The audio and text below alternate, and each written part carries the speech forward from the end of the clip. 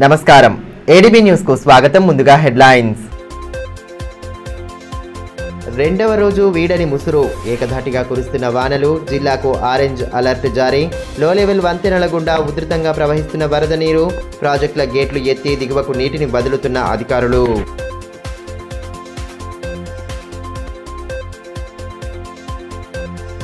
రైతులను వేధిస్తున్న యూరియా కొరత, గంటల కొద్దీ క్యూలైన్లలో వేచి చూస్తున్న అన్నదాతలు, అవసరమైన మేర యూరియా సరఫరా చేయాలని డిమాండ్ చేస్తున్న రైతులు.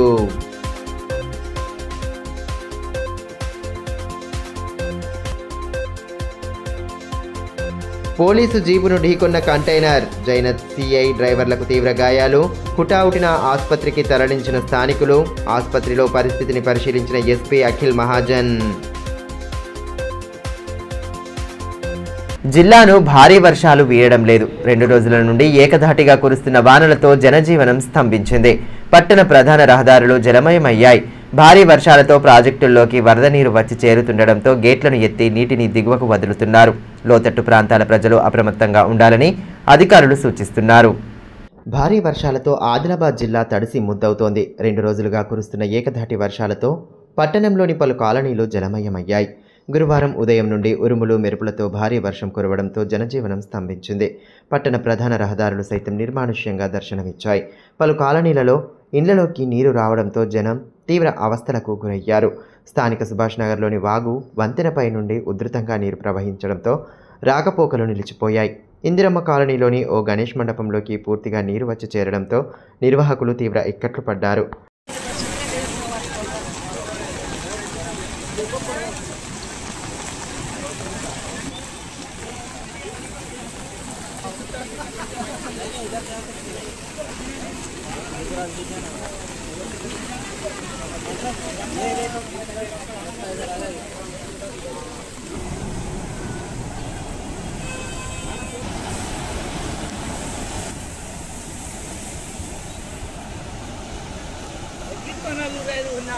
భారీ వర్షాలను దృష్టిలో ఉంచుకొని అధికార యంత్రాంగం అప్రమత్తమైంది. ఇప్పటికే కలెక్టరేట్లో కంట్రోల్ రూమ్ను ఏర్పాటు చేసిన అధికారులు ఎప్పటికప్పుడు పరిస్థితులను సమీక్షిస్తున్నారు. జిల్లాకు ఆరెంజ్ అలర్ట్ జారీ అయిన నేపథ్యంలో భారీ నుండి అతి భారీ వర్షాలు కురుస్తాయన్న అంచనాలకు అనుగుణంగా అధికార యంత్రాంగం పరిస్థితిని సమీక్షిస్తోంది. అటు తాంసీ భీంపూర్ మండలాల్లోనూ వర్షం బీభత్సం సృష్టించింది. బుధవారం కురిసిన భారీ వర్షానికి జమ్దాపూర్ నుంచి కరంజిటీ మార్గంలో కప్పర్ల ఎక్స్ రోడ్ సావర్గాం మధ్య రహదారిపై చెట్లు విరిగిపడడంతో విద్యుత్ తీగలు తెగిపోయాయి.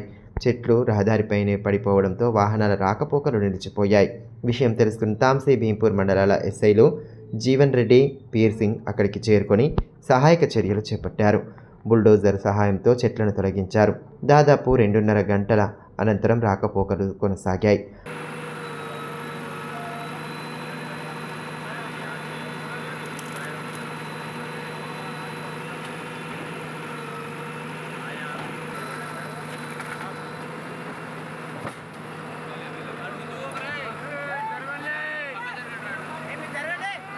అదేవిధంగా తాంసీ మండలంలోని మత్తడిబాగు ప్రాజెక్టులో భారీగా వరద నీరు వచ్చి చేరుతోంది.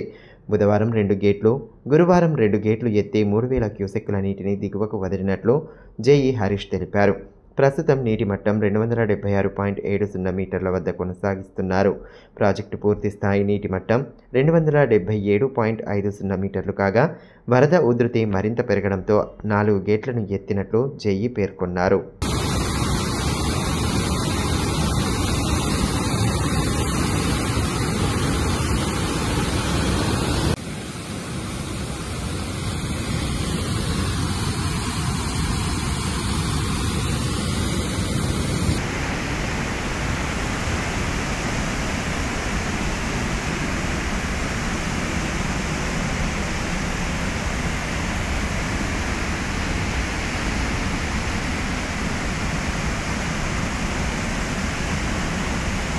అటు ఏకధాటిగా కురుస్తున్న వర్షాలకు తలమడుగు మండల కేంద్రంలోని వాగు వంతెనపై నుండి ఉధృతంగా ప్రవహించింది.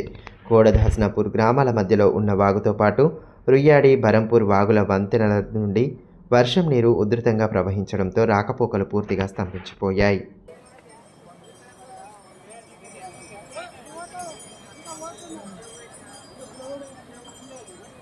డొల్లార వద్ద జరిగిన రోడ్డు ప్రమాదంలో జైనత్ సిఐ సాయినాథ్, డ్రైవర్ షబ్బీర్లు తీవ్ర గాయాల పాలయ్యారు.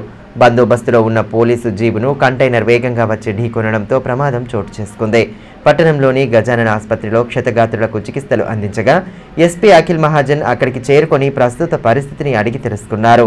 బోరజ్ మండలం డొల్లార వద్ద జరిగిన రోడ్డు ప్రమాదంలో జైనత్ సిఐ సాయినాథ్తో పాటు డ్రైవర్ షబ్బీర్ తీవ్ర గాయాల పాలయ్యారు. గణేష్ నిమజ్జనాల సందర్భంగా డొల్లార వద్ద పోలీసు సిబ్బంది బందోబస్తులో ఉన్న సమయంలోనే మహారాష్ట్ర నుండి ఆదిలాబాద్ వైపు వస్తున్న కంటైనర్ వేగంగా వచ్చి పోలీసు వాహనాన్ని ఢీకొట్టింది. ఈ ఘటనలో వాహనంలో ఉన్న సిఐతో పాటు బయటనే ఉన్న డ్రైవర్కు తీవ్రంగా గాయాలయ్యాయి. గమనించిన స్థానికులు హుటాహుటిన రిమ్స్కు తరలించేందుకు సిద్ధం కాగా రక్తస్రావం అధికంగా కావడంతో గజానన ఆసుపత్రికి తీసుకువచ్చారు. గాయపడ్డ వారికి స్కానింగ్, ఎక్స్రేలు తీశారు. విషయం తెలుసుకున్న ఎస్పీ అఖిల్ మహాజన్, డిఎస్పీ జీవన్ రెడ్డి, డిఎస్బీ పోతారం శ్రీనివాసులు ఆసుపత్రికి చేరుకొని పరిస్థితిని అడిగి తెలుసుకున్నారు. నాణ్యమైన వైద్యం అందించాలని, అవసరమైతే హైదరాబాద్కు రిఫర్ చేయాలని సూచించారు.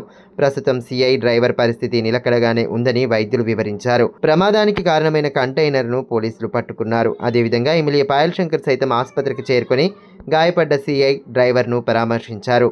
వారి ఆరోగ్య పరిస్థితులను అడిగి తెలుసుకుని నాణ్యమైన వైద్యం అందించాలని సూచించారు.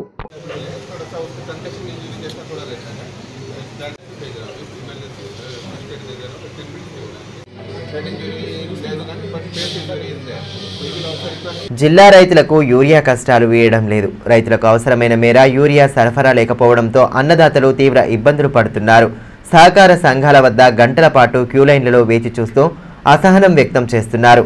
యూరియా లేకపోతే పంటలకు నష్టం జరిగే ఆస్కారం ఉన్న నేపథ్యంలో అవసరమైనంత యూరియా సరఫరా చేయాలని డిమాండ్ చేస్తున్నారు. ఖరీఫ్ ప్రారంభమైన నాటి నుండి యూరియా కష్టాలు రైతులను వీడడం లేదు. పంట పనులు కొనసాగుతున్నా, భారీ వర్షాలు కురుస్తున్నా యూరియా కోసం క్యూలైన్లలో నిల్చునే పరిస్థితి ఉండడంతో అన్నదాతలు తీవ్ర అసహనం వ్యక్తం చేస్తున్నారు. తాజాగా తలమడుగు మండల కేంద్రంలోని సహకార సంఘం ద్వారా రైతులకు యూరియా అందించగా దాదాపు 2 గంటల వరకు క్యూలైన్లలో వేచి చూడాల్సి వస్తోందని రైతులు ఆందోళన వ్యక్తం చేశారు. పట్టా, పాస్బుక్, ఆధార్ కార్డులను చేతపట్టుకుని క్యూలైన్లలో నిల్చున్నారు. అవసరమైన యూరియాను సరఫరా చేయడంలో ఎందుకు విఫలమవుతున్నారో అర్థం కావడం లేదంటూ అసహనంగా క్యూలైన్లలో నిల్చుంటూ వేచి చూశారు. ఒక్కో రైతుకు 3 బ్యాగుల చొప్పున యూరియా అందిస్తున్నట్లు సహకార సంఘం సీఈఓ శ్రీనివాస్ తెలిపారు. మాది బరంపూర్ నుంచి పోతల యూరియా కొరకు వచ్చినా కానీ నిన్న వచ్చిన 4 రాత్రి మరిపోయినా, మరి ఇలా సుగా 4 రాత్రి వచ్చినా కానీ పోతలు దొరికే పరిస్థితి లేదు. ఇది ఏం ప్రభుత్వము? ఇది రేవంత్ రెడ్డి ప్రభుత్వం ఎప్పుడు వచ్చినా ఇంతే. ఇంతకుముందు కాంగ్రెస్ వచ్చింది అంతే, ఇప్పుడు వచ్చింది అంతే. యూరియా లేని రైతులు ఎట్లా బతుకుతారు? ప్రభుత్వం యూరియా మనిషికి సరిపడంగా సప్లై చేయాలి. అటు బేలా మండల కేంద్రంలోనూ యూరియా కోసం రైతులు బారులు తీరారు. రైతులకు సరిపడా యూరియా రాకపోవడంతో 2 రోజులకు ఒకసారి వ్యవసాయ సహకార సంఘాల వద్ద క్యూలైన్లు కట్టి నిరీక్షిస్తున్నారు.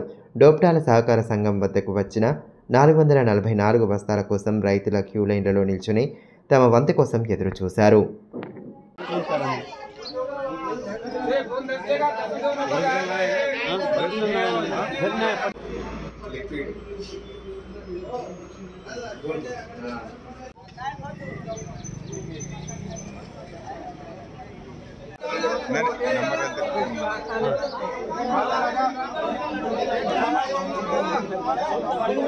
ఇప్పుడు కాసేపు బ్రేక్ తీసుకుందాం. చూస్తూనే ఉండండి ADB news.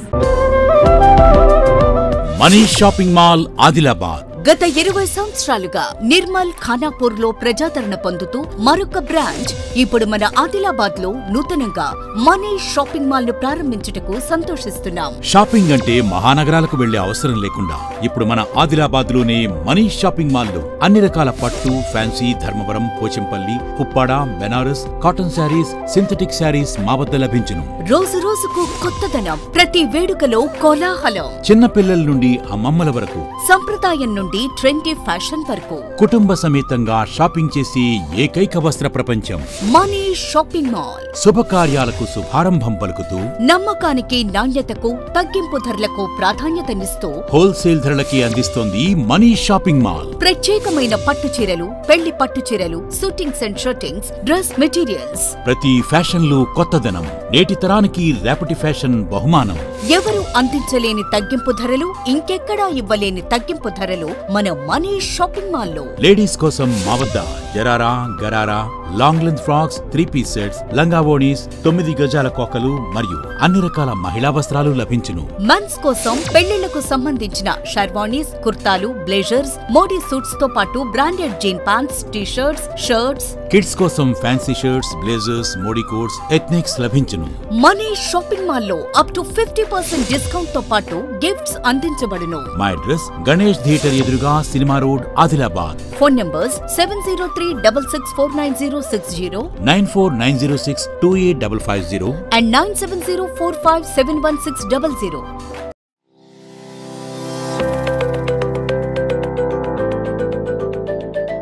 Welcome to Oakley International School, where excellence meets opportunity and young minds are shaped for a brighter future.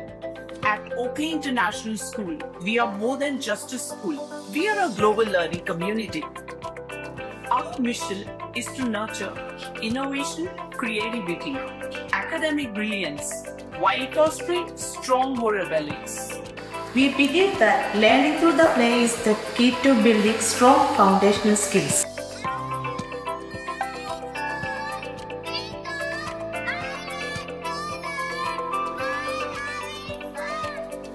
Our teachers encourage us to ask questions and think critically. Mathematics is so often a challenge because of practice skills. Learning here is exciting. We don't just memorize, we explore, analyze and create. The computer lab is my favorite place as we discover new things. The robotics lab has helped me learn how to solve real world problems using technology. Music is my passion and our school provides amazing opportunities to perform.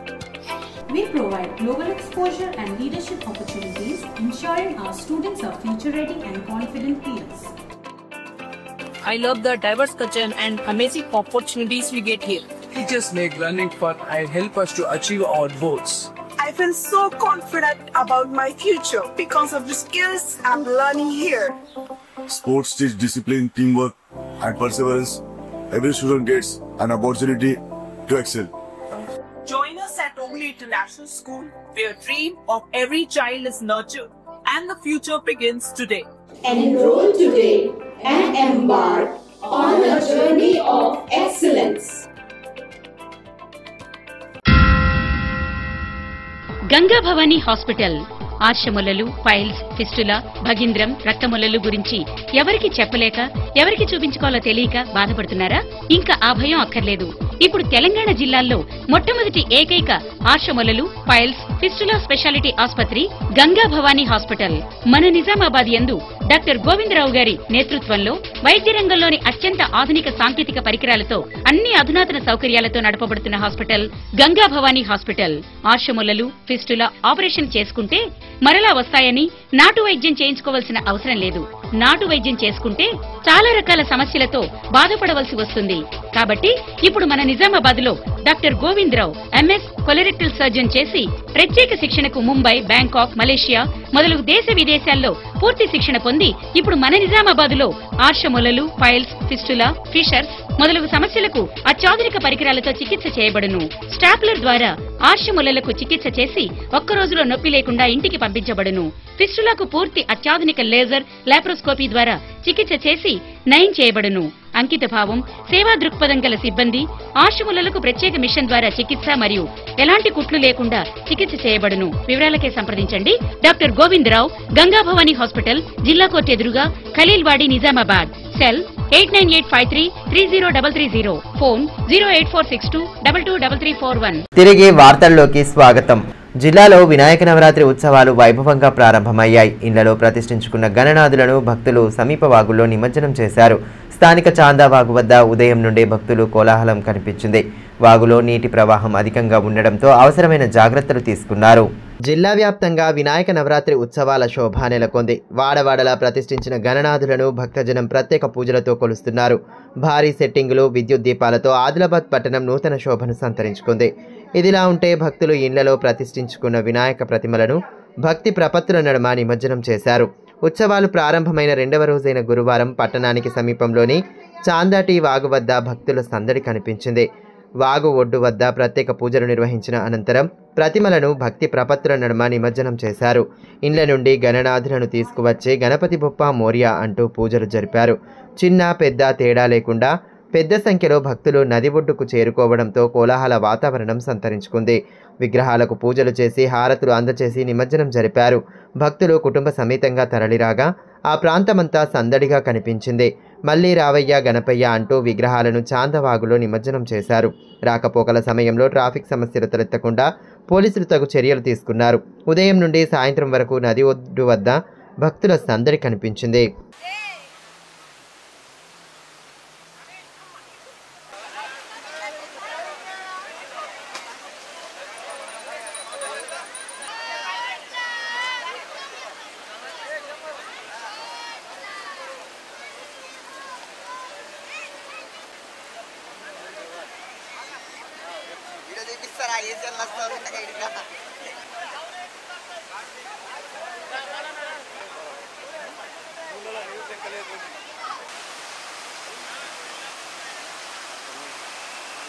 మరోవైపు వాగు వద్ద ఎటువంటి అవాంఛనీయ ఘటనలు చోటు చేసుకోకుండా పోలీసులు municipal అధికారులు ప్రత్యేక చర్యలు తీసుకున్నారు. నీటి ప్రవాహాన్ని దృష్టిలో ఉంచుకొని వాగులో ఎవరూ దిగకుండా ఈతగాళ్లను అందుబాటులో ఉంచారు.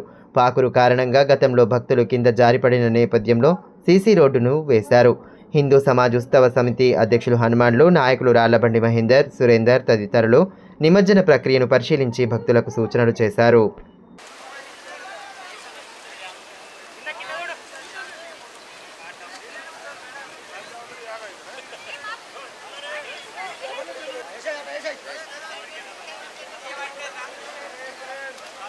తలమడుగు మండలం కోడత్ గ్రామంలోని 10వ వార్డులో కల్వర్టు నిర్మాణం లేక పడరాని పాటలు పడుతున్నామని, బ్యాక్ వాటర్ పూర్తిగా ఇళ్లలోకి చేరడంతో నిద్రాహారాలు లేకుండా రోజులు గడుపుతున్నామని స్థానికులు ఆవేదన వ్యక్తం చేశారు.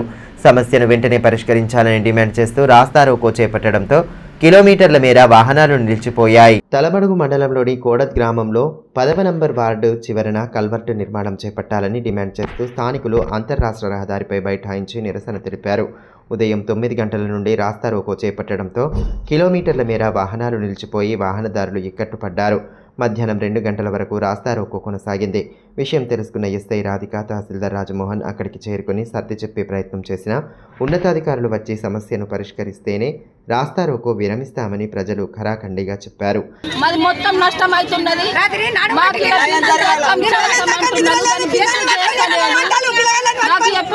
నాకు ఈడ ఎక్కడికి వెళ్ళి బిరుదుగాల మా ఇల్లు కలెక్టర్ వచ్చి ఇల్లు తిరిగి చూడాలి. అవద్దం అయితే మా ఇళ్ళల్లో ఎన్ని ఇల్లు వచ్చినాయి, ఏం కదా అన్ని ఇల్లు చూడాలా.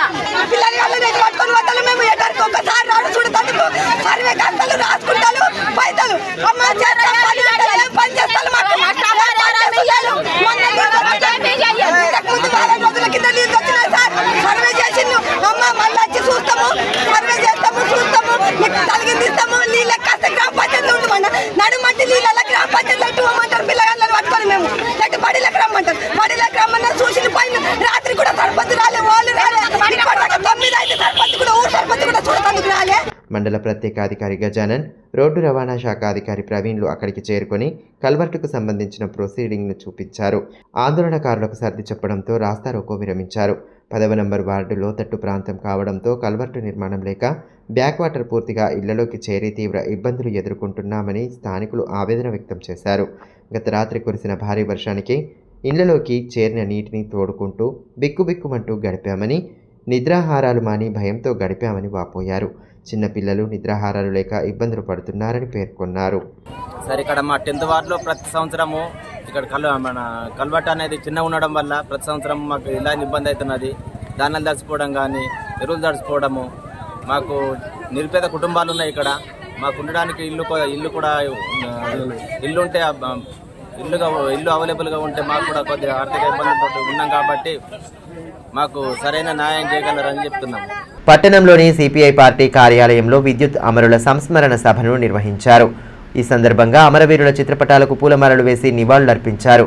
2000 సంవత్సరంలో జరిగిన విద్యుత్ పోరాటంను నేతలు గుర్తు చేసుకుని అమరవీరుల త్యాగాలను స్మరించుకున్నారు.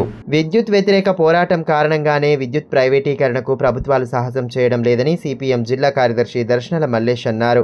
గురువారం సిపిఐ పార్టీ కార్యాలయంలో విద్యుత్ అమరుల సంస్మరణ సభను నిర్వహించారు. ఈ సందర్భంగా అమరవీరుల చిత్రపటాలకు పూలమాలలు వేసి నివాళులర్పించారు.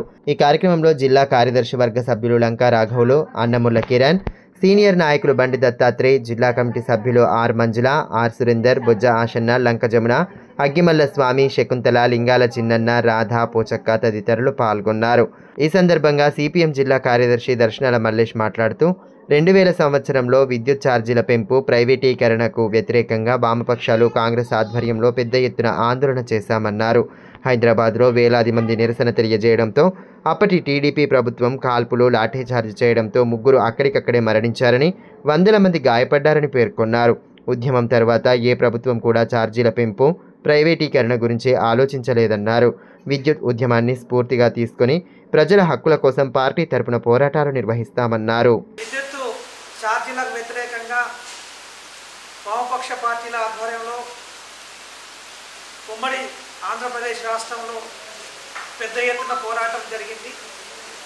ఆనాడు అధికారంలో ఉన్నటువంటి తెలుగుదేశం ప్రభుత్వం విద్యుత్ సంస్థను ప్రైవేటీకరణ చేయడానికి, అట్లనే విపరీతమైనటువంటి కరెంటు ఛార్జీల భారాన్ని ప్రజలపైన మోపడం ఫలితంగా ఆనాడు వామపక్షాలు, అట్లనే ప్రతిపక్షంగా ఉన్నటువంటి కాంగ్రెస్ పార్టీ అందరూ కలిసి పెద్ద ఎత్తున పోరాటం నిర్వహించినటువంటి చరిత్ర ప్రజలందరికీ తెలుసు.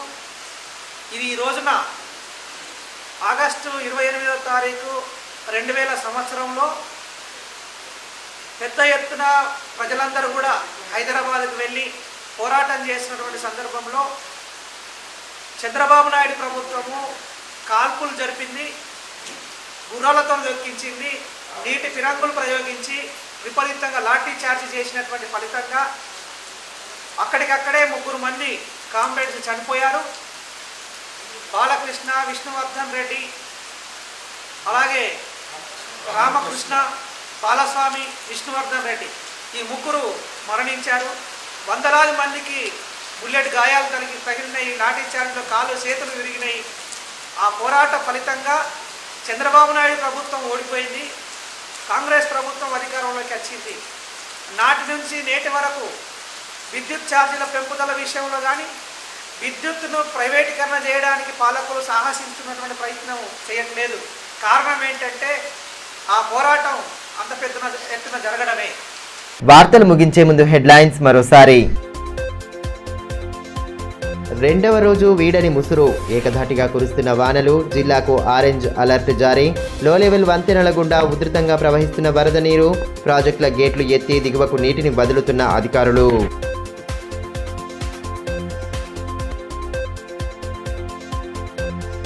రైతులను వేధిస్తున్న యూరియా కొరత, గంటల కొద్దీ క్యూలైన్లలో వేచి చూస్తున్న అన్నదాతలు, అవసరమైన మేర యూరియా సరఫరా చేయాలని డిమాండ్ చేస్తున్న రైతులు.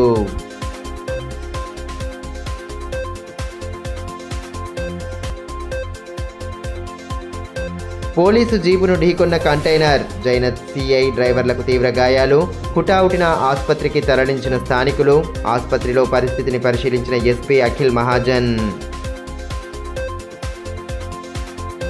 ఈ వార్తలు ఇంతటితో సమాప్తం. తిరిగి ప్రసారమయ్యే మరో బులెటిన్లో మళ్ళీ కలుసుకుందాం. అంతవరకు సెలవు, నమస్కారం.